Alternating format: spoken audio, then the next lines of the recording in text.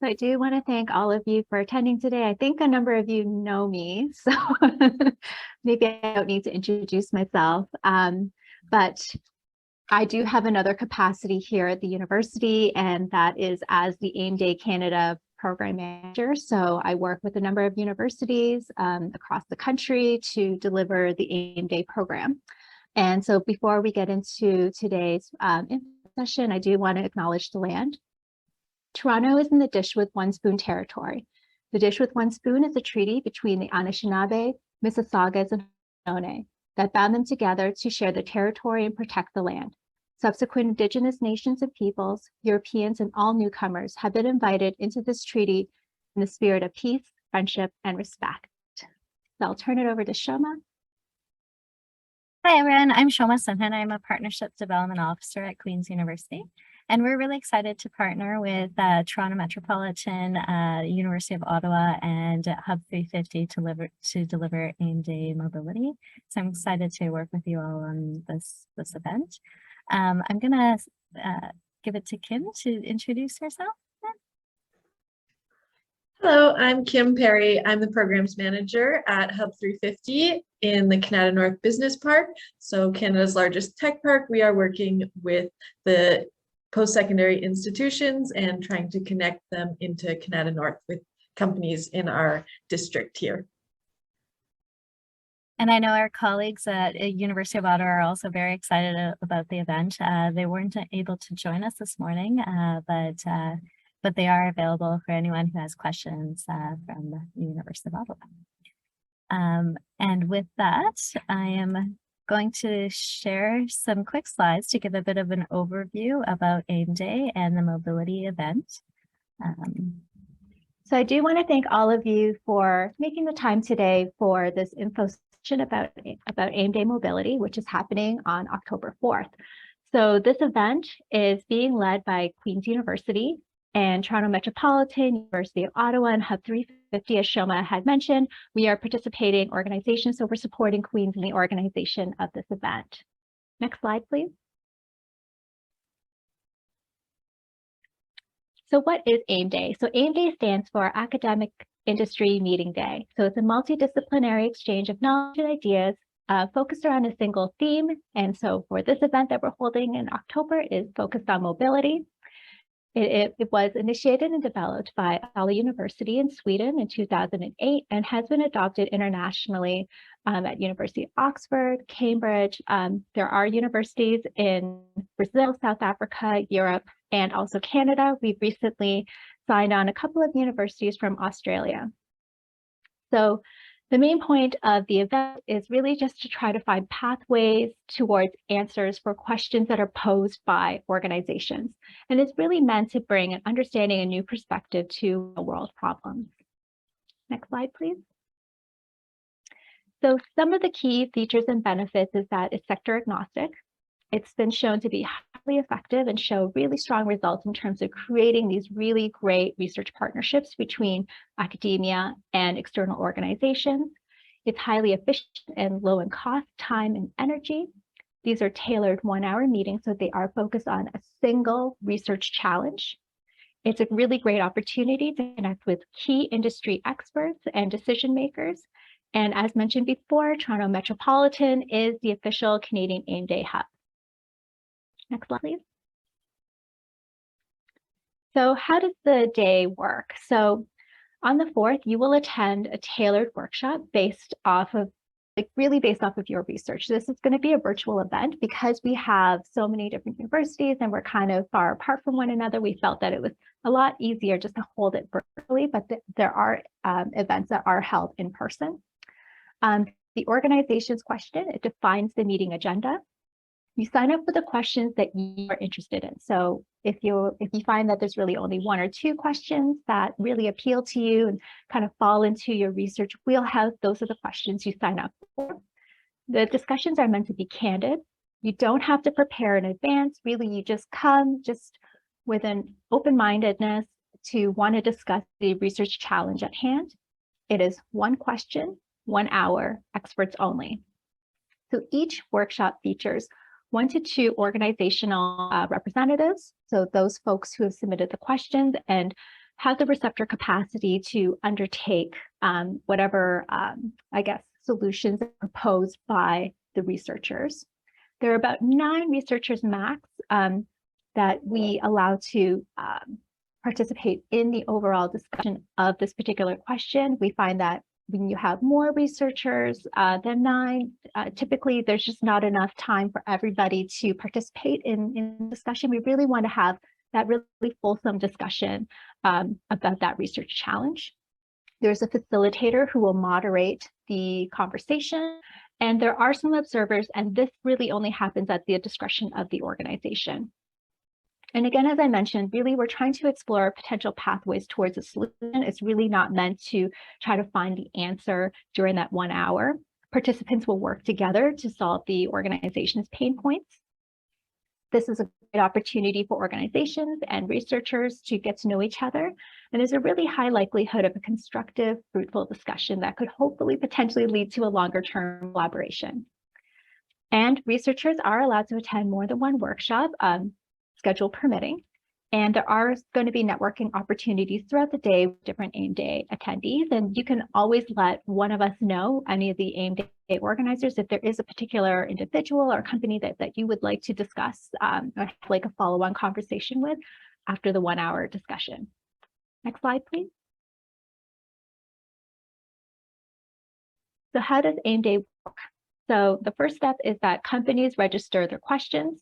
So the AIMday organizing team, we go out, we talk to our different connections, and we work with organizations to develop a question that is really going to maximize researcher engagement. When we find that questions are a little bit too narrow, maybe you're only targeting 1 to 2 researchers, but when you kind of keep it a little bit more open, this is kind of where we have that interdisciplinary, multidisciplinary discussion.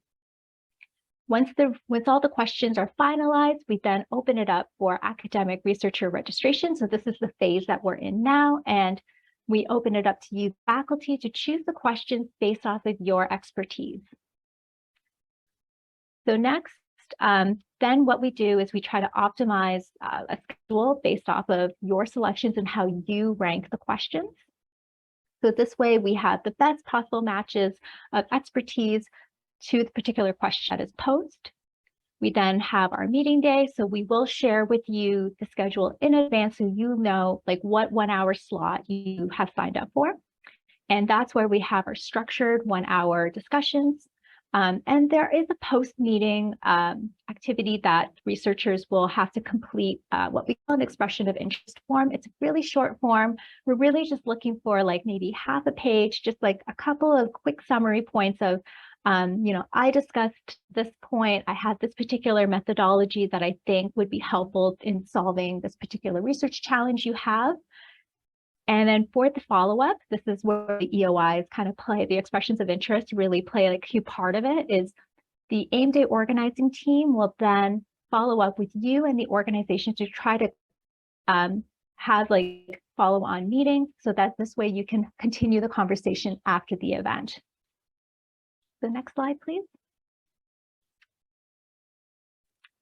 So the industry questions, they define the meeting agenda. So please do sign up for your questions by September 19th.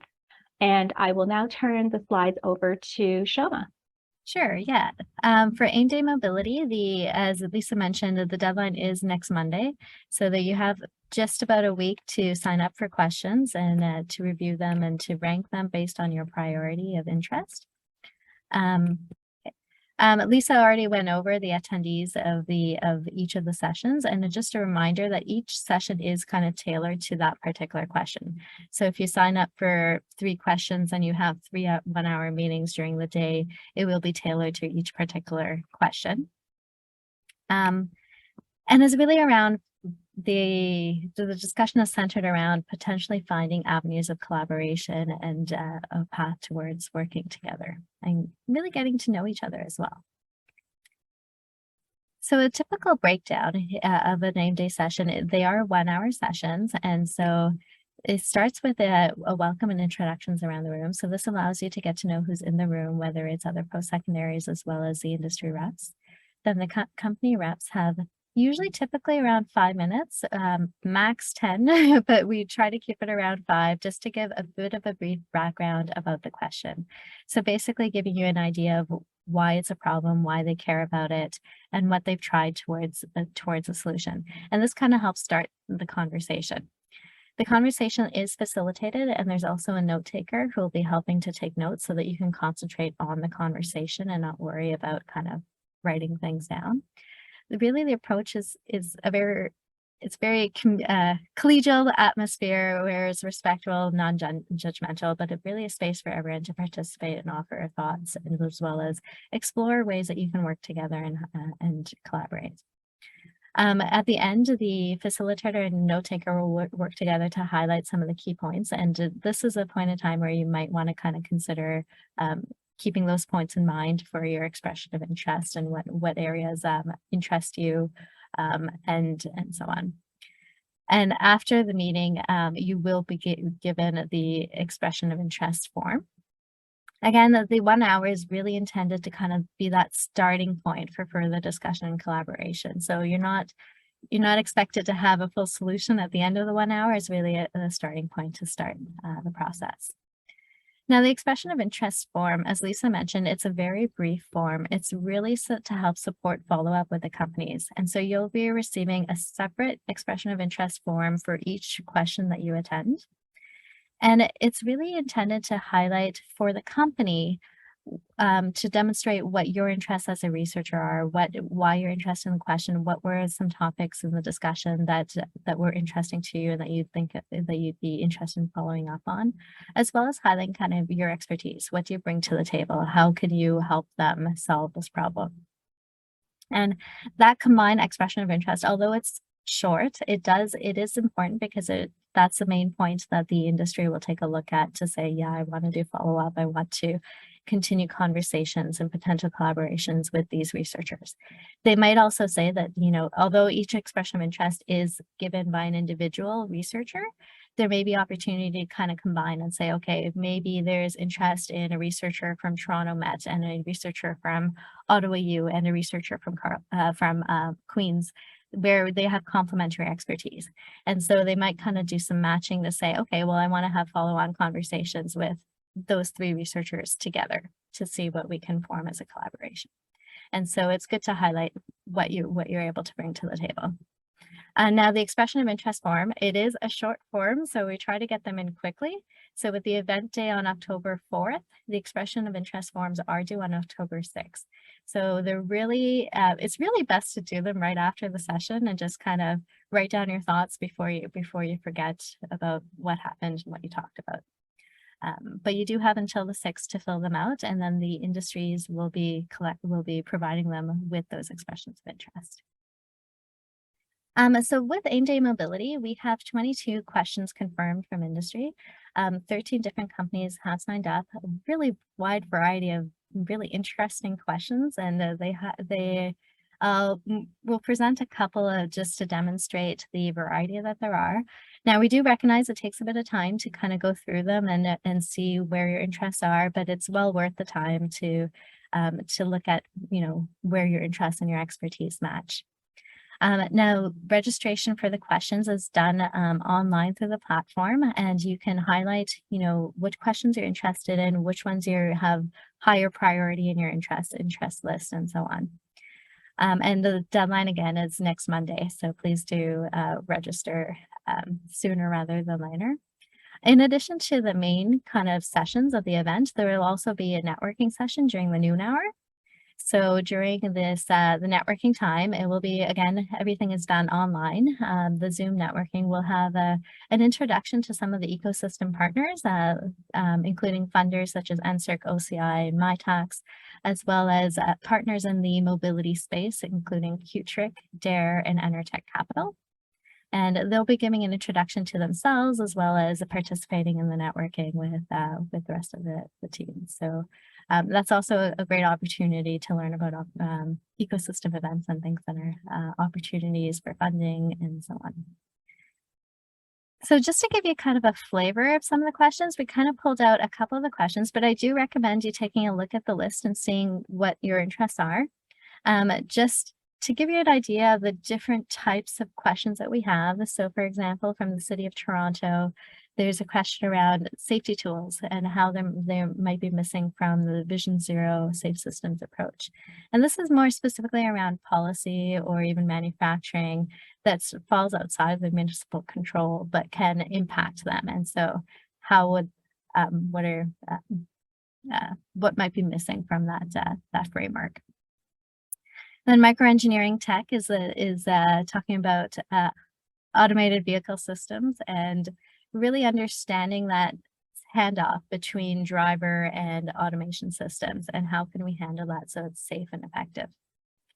An example from electro utilities and the EV charging load. So this is the understanding and management strategies to shift some of the peak load to maybe other times to create more efficient systems and more effective systems. And then an example from Helper related more to health impacts of the related to loneliness that can be caused when individuals have reduced mobility, particularly as they're aging. And so this just kind of gives you a flavor of the different types of interdisciplinary research questions that are part of AIMday. As I mentioned, they are listed on the AIMday website, so please visit the registration. There's a link to see all the questions, as well as a link to register. And with that, we will open it up to questions. Does anyone have any questions about the event or any of the questions that were submitted? Matthias, I see you have your hand kind of up. Yeah. So the questions, I've looked through them. Some of them are really specific, and so I'm just, if these very specific ones are not necessarily a match, sometimes they're thematically a match. I'm just wondering, how do we balance that in terms of our involvement? I think that's a great question. And I think it's if you feel that you can discuss the question based off of your experience and expertise, and you feel that you can bring your viewpoint to the discussion, I think it's perfectly valid. And I would highly recommend that you participate. Absolutely. Bilal? Yeah. Thank you very much. I think it's very exciting that there are so many different organizations are participating on a very important topic. And I think my question is that it's great to connect with such organizations and talk about research, possible collaborations and so on. But are there any kind of defined pathways towards research funding as well that would be discussed, or it would just be, okay, let's see if there is some, interesting topic to discuss, So how does it go from a discussion to a project? And that is something that I found during my previous attendance of AIMday as well. So I just want to get a bit clarity on that side. No, and it's a very valid question, absolutely. And really the AIMday is that initial connection. The university, so myself, Lisa, and partners at Ottawa U, they'll be working with the researchers to help you identify what funding sources are available. Unfortunately, we don't have any specific funds earmarked for AIMday mobility projects, but we can work with you. Unfortunately, now with the MyTax in Ontario being on a bit of a halt, we recognize that that's a bit of a potential gap, but there are other opportunities. And part of the reason why some of our partners will be joining is there are opportunities actually from a lot of those partners to get funding. And so, yeah, I wish I had a better answer. But so first of all, I don't expect that you are going to be solving the funding problems, but at least keeping that next step in mind, and helping us in identifying, these opportunities where we can apply together. You talked about MyTech demise. Hopefully it is a temporary one, but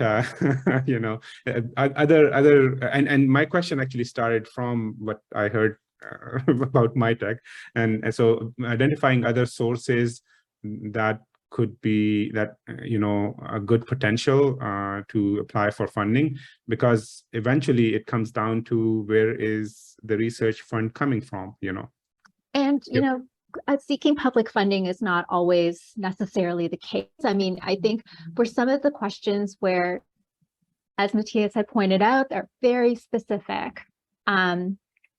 It would probably lend itself better to maybe more of a research contract between the particular researchers, whatever that group may be, and the organization to undertake more research contract versus trying to seek public funding to support that.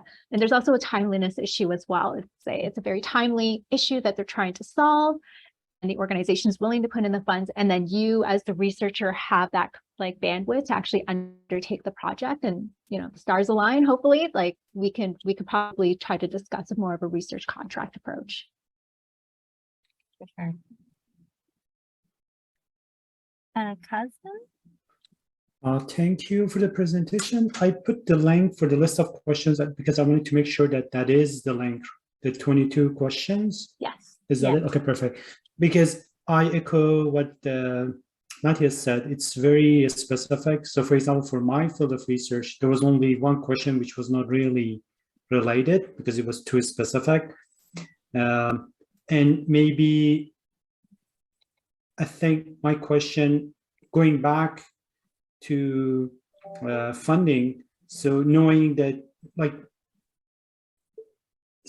maybe in terms of MyTax, do we have any idea when maybe that could be an avenue or not? Because that's always maybe the fastest and most straightforward. There are other sources of funding available, from our partners like OCI and NSERC, and we're certainly exploring other opportunities to make up for the void that MyTax is going to have in the next little while.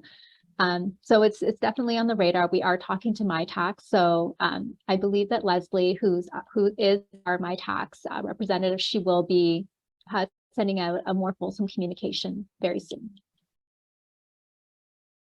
Similarly, at Queens, we're in contact with Kristen, our contact at MyTax, and we'll let everyone know up to date as we hear more information.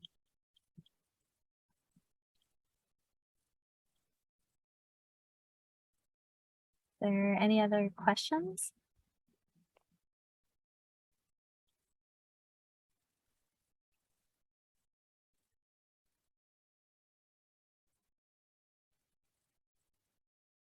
If you do have questions later on, please do feel free to reach out to myself or Lisa or Kyle at the University of Ottawa with any questions that you have.